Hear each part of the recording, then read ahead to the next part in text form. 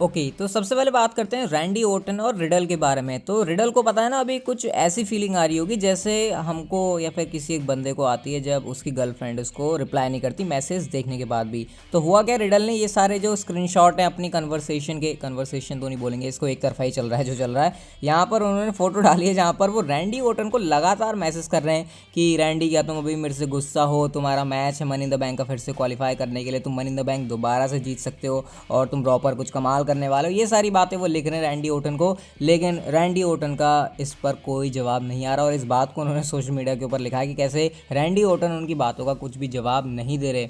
भाई इनकी ये जो रिलेशनशिप है बड़ी अजीब सी लग रही है, मतलब कुछ ज़्यादा ही पीछे पड़ गए रिडल रैंडी ओर्टन के, और रैंडी ओर्टन बहुत ज़्यादा परेशान है। खैर कल रॉ पर आपको पता है क्वालिफाइंग मैच के अंदर होने वाले हैं जो कि आखिरी मौका होगा रैंडी ओर्टन के लिए। तो देखते हैं क्या रैंडी ओर्टन जीतते हैं, जीते तो शायद थोड़े बहुत खुश होंगे, वरना हो सकता है इसका गुस्सा कहीं रिडल के ऊपर ना निकल जाए। तो भाई ये चल रहा है इस समय रैंडी ओर्टन और रिडल का गर्लफ्रेंड बॉयफ्रेंड जैसा सीन कुछ। नेक्स्ट स्टोरी की बात करते हैं तो बहुत टाइम के बाद विंस मैकमैन के हमको दर्शन देखने को मिले, जैसे कि आप लोग इस फोटो के अंदर देख सकते हो। ये बहुत टाइम के बाद विंस मैकमैन की कोई ऐसे पब्लिक अपीयरेंस है जो कि WWE से रिलेटेड नहीं है, या फिर हो सकता है WWE से रिलेटेड भी हो। अब आप पूछ रहे हो फोटो कहाँ की है, तो डीवी शपैल जो कि उनका कॉमेडी शो आता है वहाँ पर अपीयरेंस करने के लिए आए थे विंस मैकमैन, तो इसलिए जो है उनकी ये फोटो भी दिख रही है। पीछे अगर आप देखो तो यहाँ पर शायद ये स्टेफनी मैकमैन भी हैं। वैसे मैं क्यों कह रहा हूँ ये WWE से रिलेटेड भी हो सकती है, क्योंकि अभी रिसेंटली पता है एक रिपोर्ट आई थी जहाँ पर WWE और कॉमेडी राइटर्स को हायर करने की सोच रही है। और कॉमेडी राइटर्स को हायर करने का मतलब कि विंस मैकमैन शायद ऐसा चाह रहे हो कि भाई उनका जो प्रोडक्ट है उसके अंदर थोड़ा और ऐसे वो कॉमेडी वाला स्टफ आए, तो क्या पता उससे रिलेटेड ही अपीयरेंस हो,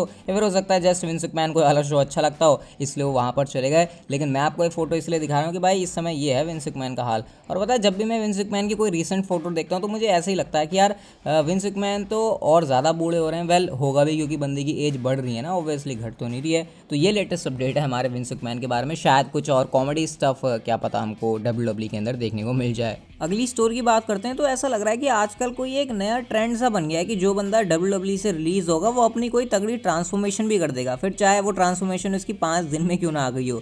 तो मैं बात कर रहा हूँ यहाँ पर बडी मर्फी के बारे में, जो कि आपको पता है रिसेंटली WWE कंपनी से रिलीज हुए थे।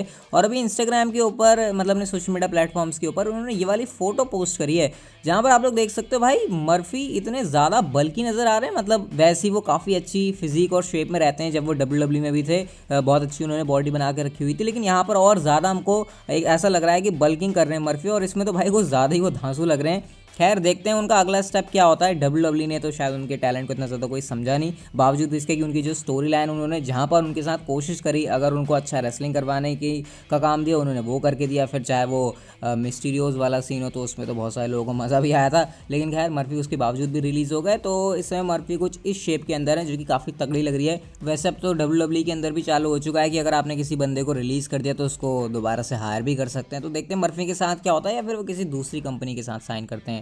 नेक्स्ट बात करते हैं रोमन रेंस एंड एज के बारे में। तो भाई एज ने अपना धांसू सरप्राइज शॉक करने वाला रिटर्न किया स्मैकडाउन में, जहां पर उन्होंने रोमन रेंस को तोड़ फोड़ दिया। और आपको पता है अगर आपने पिछली वीडियो देखी होगी जहां पर मैंने आपको बताया था कि मनी इन द बैंक जो पेपर व्यू है वहां के लिए रोमन रेंस और एज का यूनिवर्सल चैंपियनशिप का मैच भी ऑफिशियल हो गया है। तो इसके बाद गाइस एज ने अपना रिएक्शन भी दिया रोमन रेंस के ऊपर अटैक का, और उन्होंने ट्विटर के ऊपर ट्वीट डाला जहां पर एक फोटो है जो कि आपको पता है वही फोटो है जो स्मैकडाउन से आ रही है, जहां पर उन्होंने रोमन रेंस को बिल्कुल दबा के रखा हुआ है। कैप्शन बड़ा इंटरेस्टिंग है जहां पर उन्होंने लिखा है night night kid try not to drool on the chair, see you at money in the bank. यानी एज यहाँ पर ना रोमन रेंस को बच्चे की तरह ट्रीट करना है कि सो जा बच्चे सो जा, और ये चेयर के ऊपर अपना वो जो मुंह का माल मसाला है यानी जो सलाइवा है वो मत टपकाना, और मैं तुझे देख लूंगा money in the bank pay per view के लिए। अब वैसे तो आपको पता ही है रोमन रेंस के जो ट्वीट रहते हैं अपने अपोनेंट्स के लिए वो काफ़ी सैवेज रहते हैं, लेकिन इस मामले में अगर कोई टक्कर दे सकता है रोमन रेंस को तो वो एज है। हमने देखा भी था जब रेसलमेनिया के टाइम पर भी इनकी फ्यूड चल रही थी तो बैक एंड फोर्थ जो इनके एक्सचेंजेस रहते थे ट्विटर के ऊपर वो काफ़ी इंटरेस्टिंग रहते थे।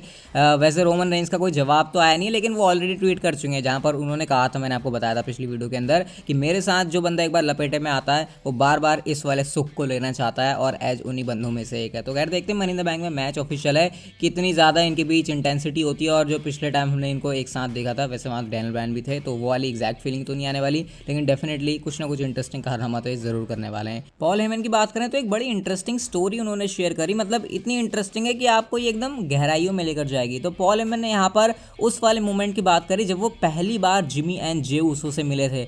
अब आप सोचो वो कब होगा, मतलब क्या एज होगी उस समय जिमी एंड जे ऊसो की। तो पॉल हेमन ने बताया कि जब जिमी एंड जे ऊसो सिर्फ 4 साल के थे तब वो पहली बार मिले थे उनसे। उन्होंने WCW के ज़माने की बात करी है, उस टाइम की बात है जब रिकीशी ने उनको बुलाया था कि हाँ भैया देखो मेरे भी 2 छोरे हैं, जरा इनको देखो जरा कैसे हैं ये। तो उस समय जिमी एंड जे दोनों रिंग के अंदर थे, ग्रैपलिंग कर रहे थे, रेसलिंग मूव्स परफॉर्म करने की कोशिश कर रहे थे, एक दूसरे को पटक रहे थे। इवन उन्होंने ये भी बताया कि जिमी एंड जे में से कोई एक बंदा ऊपर रोप पर चढ़ता है और उसने अपने ही भाई के ऊपर स्प्लैश लगा दिया। और मैं समझ गया था कि ये सारी चीज़ें अब किस तरफ जाने वाली हैं। और एक बहुत बड़ी बात पॉल हेमन ने कह दी है पूरे ये जो समोअन ट्री से बिलोंग करते हैं सारे सुपरस्टार्स, उनके लिए उन्होंने कहा कि जैसे पानी के अंदर मछली होती है, जैसे बर्ड हवा में होती है, वैसे ही जो समोअन्स हैं वो होते हैं इस रेसलिंग इंडस्ट्री के अंदर। तो भाई इतना बड़ा प्रेस पॉल हेमन की तरफ से मिलना डेफिनेटली बहुत अच्छा है समोअन्स के लिए। और वैसे भी हमको पता है ये जो पूरी समोअन फैमिली है यहाँ से कितने बड़े बड़े स्टार WWE के अंदर ऑलरेडी आ चुके हैं, मतलब उमागा है यहाँ पर, इससे पहले हमने रॉक को भी देखा, या फिर आप खुद रिकीशी की बात करो, जिमी एंड जे ऊसो अभी हैं, रोमन रेंस है अभी। तो भाई इतने बड़े बड़े नाम इस